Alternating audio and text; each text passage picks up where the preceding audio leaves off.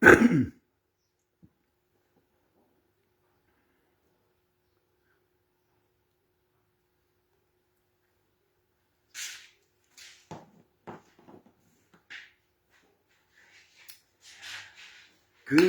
day and welcome.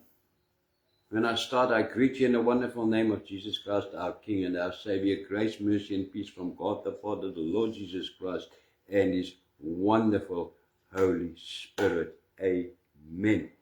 Thank you, Lord. Thank you, Lord, for this beautiful day. Thank you, Lord. The storms are over, the winds are over, the chaos, the floods, everything. There is no sign of it. Thank you, Lord, for your grace, your mercy, Lord, for keeping us in your hand. Thank you, Lord. Oh,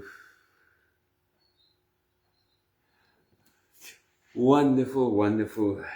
Lord, you are worthy to be praised and to be honored. You are God. Amen. Amen. Amen. Amen. Thank you, Lord.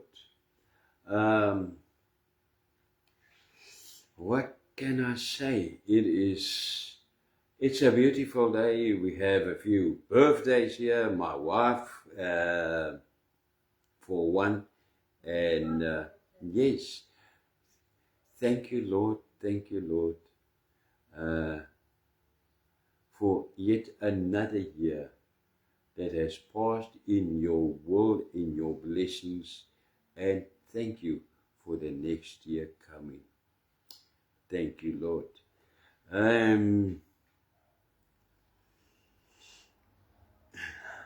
Let me start. The hope within you. The hope within you. Going out to someone out there.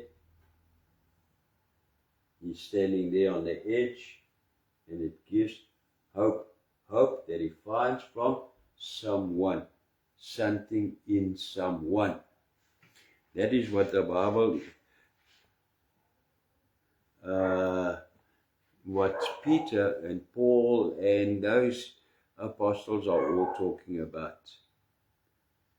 Now, in the day in which we live, let's be honest, there are more people who are discouraged, who are hopeless and afraid of tomorrow because they have no idea what tomorrow holds for them. But then Peter writes in 1 Peter chapter 3 verse 15 the following. He says, always be ready to give an answer to everyone who asks you to give the reason for the hope that you have. And Paul writes in Ephesians chapter 1 verse 18, he writes, I pray that the eyes of your heart may be enlightened so that you may know the hope to which he has called you, the riches of his glorious inheritance in his holy people.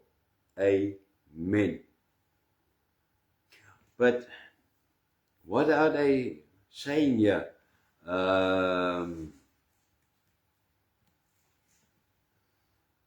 They are speaking about a different kind of hope. A hope that lives within you. Yes. What is that? Good question. What is that? And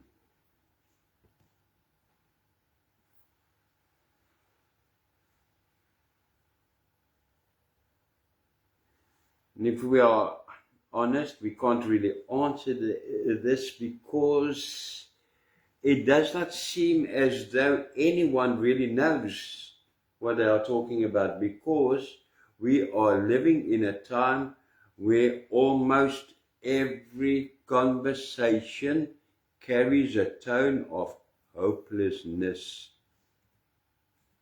Isn't it true? And then it is called a very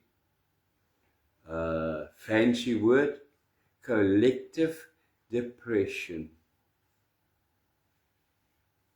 And people become cynical, know-it-all, and unbelievers. And they get into a dark downward spiral.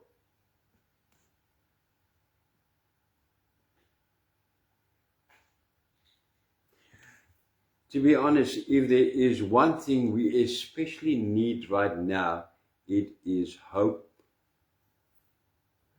To be honest, believers and non-believers, we need something to hold on to so that we have the courage to keep moving forward. But we have nothing to hold on to, or very little. What's the things that normally gives us hope?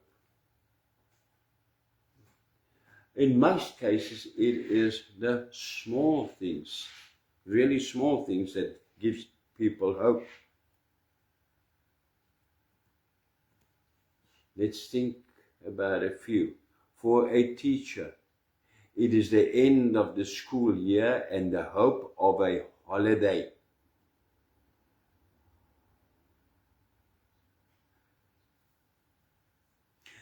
It is only a month to go. It is only 6 months to go. Then it's December. Then we can go on holiday, a proper holiday for teacher.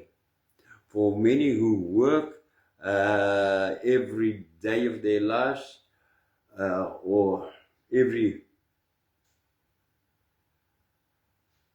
weekday of their lives, their hope begins here around about, let's say, Thursday, because the weekend is in sight. And we don't work on Saturdays and Sundays. Yes, gives me hope. I just have to go another 2 days, then it is weekend again. That is hope for many people.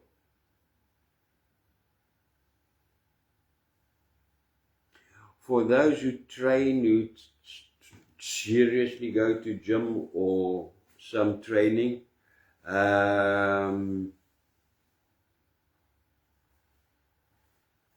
an hour or two, the idea that I only have one more exercise to do, it gives you hope that you will be finished soon and go home. Comes to older people, their pension, their health, their possessions give them hope. These are things that sometimes carry us through difficult times, but they are only temporary. Only temporary.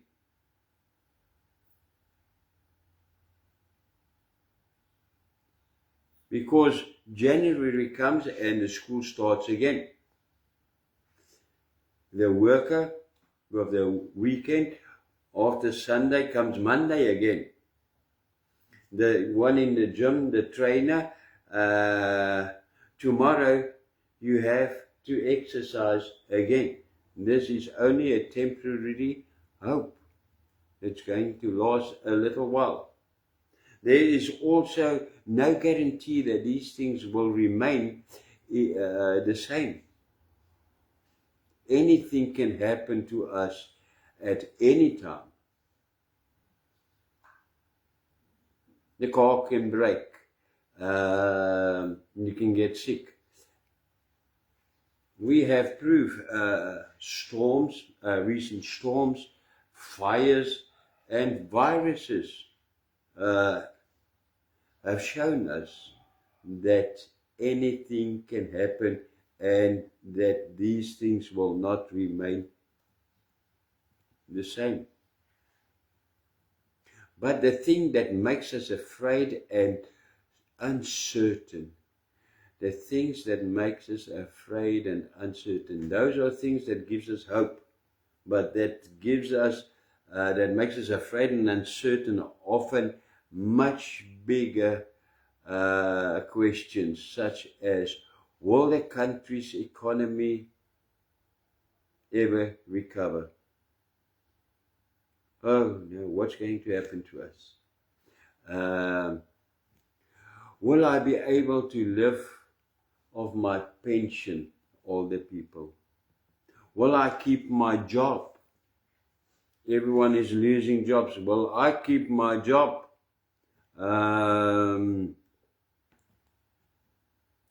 Will there be enough food for everyone in this country the way it's going? And for most people, will I stay healthy? Those are the things that make people afraid. Now I have a question. How does the Christian hope of which Peter and Paul speak here help us with questions like these? Now, first of all, perhaps we should first make sure that this hope is not what it is not. It is not the hope, it's not an insurance policy that guarantees all our problems will disappear or be solved. Although we may pray for healing and we may pray for deliverance, and although the Lord can and does provide miraculous outcomes, it is not a insurance policy. It is not a hope focused on money, possessions, or material things. It is not a hope placed in economic recovery, in health, or a good pension. Although these things are important things to us, unfortunately, none of these things are fixed or certain. Our hope is not in better times and brighter days, and that is a big problem for most Christians, and most messages they hear are, our hope is for better days and brighter, better times and brighter days. It will go, you will be rich, you will be this. They tell you that in church. No, that is not our hope. Correction.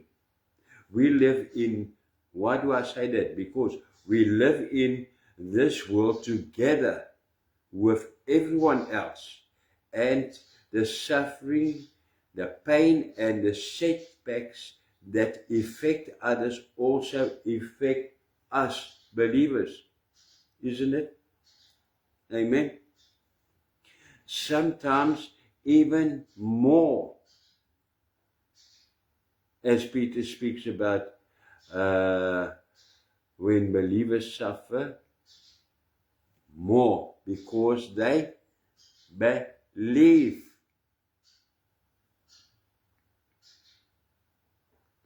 So, okay, now we've gone nowhere. We are still where we are. What is this hope then? The hope is that they are talking about is that in body and soul, in life and in death, I belong not to myself, but to my faithful Savior, Jesus Christ. That keeps me alive. The hope in you is that in body and soul, in life and in death, I belong not to myself, but to my Savior, Jesus Christ. Nothing else, but that in life and in death, even through death itself, I may know that I belong to my Savior, Jesus Christ, who is always faithful. This is Christian hope, to trust God with my whole life in every circumstance and even in my death. I want to give you an example of the most beautiful image of hope in the Bible, and it is found in Psalm 131 verses 1, 2, and 3. It reads as follows. Now listen to this. I do not concern myself with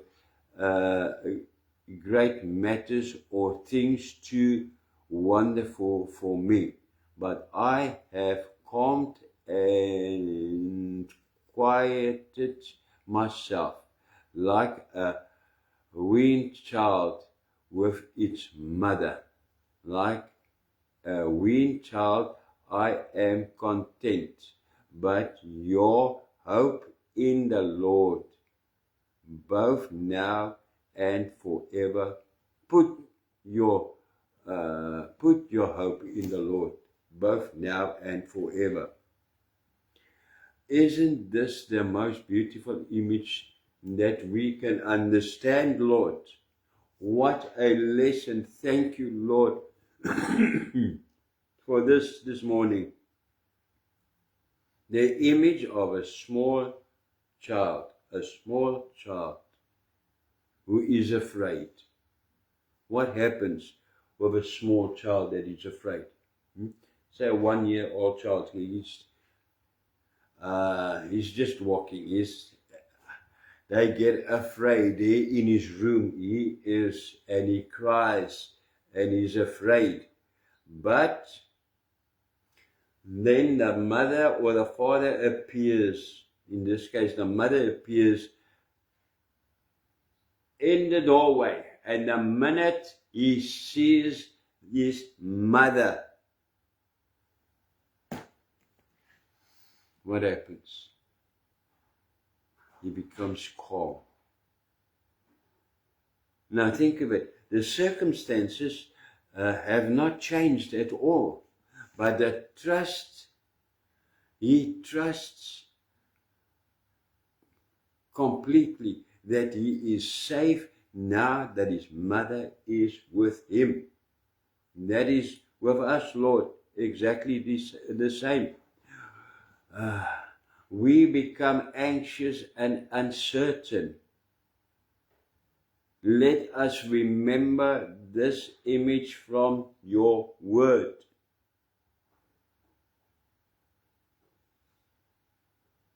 I'm not going to get calm no matter what situation I am in, with money or with health or possessions or even political stability, but in Jesus, you are my hope. And as I am like a child, I am this morning afraid of tomorrow, of what is going to happen. Nothing is going to change. But the idea just to see you, the mother has not said a word, but the minute the child saw the mother, he became calm. He was like, okay, now I'm okay. My mom's here. And that is with us, Lord. Lord, it looks terrible. What is going on here? My Father, my Jesus appeared. Now I'm okay. Now we'll see what will happen. Wow, that is hope in Christ.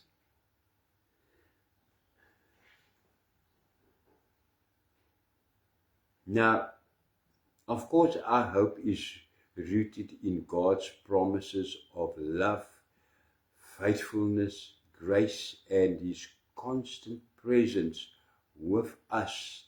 But we see the proof of these promises are true only in one way, in Jesus. Jesus is the proof that God is love and faithful and grace and is with us. God already promised in the Old Testament that He would send a Savior for us by the name of Jesus, who is the Savior. Now, Jesus not only proved that God keeps His promises, but after His ascension, He also promised, He Himself, Jesus, also promised that He would always be with us through His Spirit, the Holy Spirit. Lord, You are here. Situation, problem. You know, in the past, I would have been anxious and afraid, but I'm not afraid at all. I don't have a solution, but I am not afraid at all because my Jesus, my God, the Father is here. Just His presence. Wow. Whenever I feel like that again, just look at the Word of God. Take your Bible. Say, Lord, wow, I am afraid, but You are here. You are here in Your Word. You are here in Your Spirit in me. I am okay. I am more than okay. Yes, more than okay.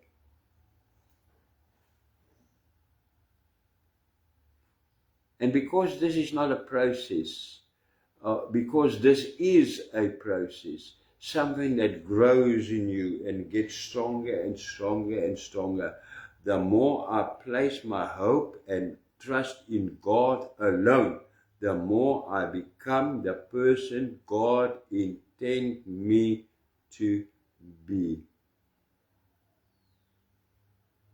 But it has to grow. It has to get practice. The more and more. Start believing the Word, God, to trust Him, to put your trust in Him like the baby into his mother. I am okay. The Lord is here. My Lord is here. He is not just here in His Word. He is here in so many ways. He is here in His Word. Just open that Word. He is here in me. Lord, I just need to give this some practice. And the more I live out the image of God in my life, the happier I become. And the more hope I have. Not just in life, but also in death.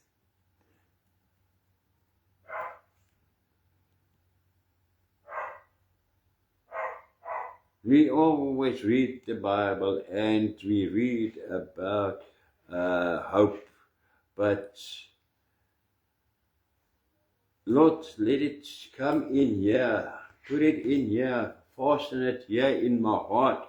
The hope that you speak about is a new life when the Holy Spirit, the Spirit of Christ takes control of my life. But we read it in the Bible and we hope for something and hope that is something different, something far, something that is still in heaven, very far from us. And we pray and we hope that somehow it will come now really our way. No, no, no. It is much closer. Lord, when I accepted you as my Lord and my Savior, your hope came into me. Amen. And may each of us continue every day to live as people with sure hope. The hope that nothing can separate us from the love of God that is in Christ Jesus our Lord. And Lord, I have that hope because I accepted you as my Lord and my Savior, and you came and you dwell in me, you stay in me. I have that hope. It's not millions of miles away. It's here in me. Amen. If it is not in you, then or you don't know, or if you want to make sure it is in you, I'll give you, in the name of Jesus, the opportunity provided by the Lord to make sure to accept Him as your Lord and Savior today. Let's do it then. Let's close our eyes. Father, we come to you in the wonderful name of Jesus, and we thank you for your word and a better understanding of what the hope is that you talk about in the Bible. Lord, I am not sure, or I don't have this hope yet. I pray that you will come now and make me yours.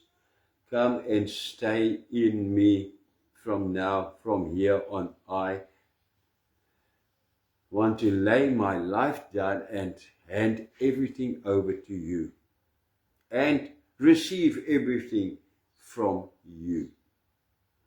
Now you can follow me in the short sentences. I'll go ahead and you can just follow, repeat what I am praying. Right. Father, in the name of Jesus, I come to you this morning and I bow down before you. I confess my sins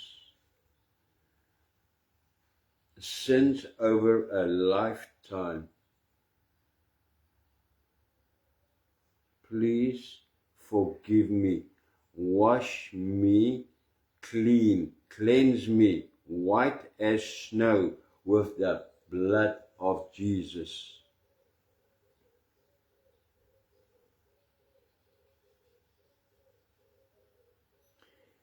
Thank you for cleansing me, for accepting me as your child now. Pour your Spirit into me in Jesus' name. Thank you, Lord, that you now stay in me, within me, that there is now hope within me.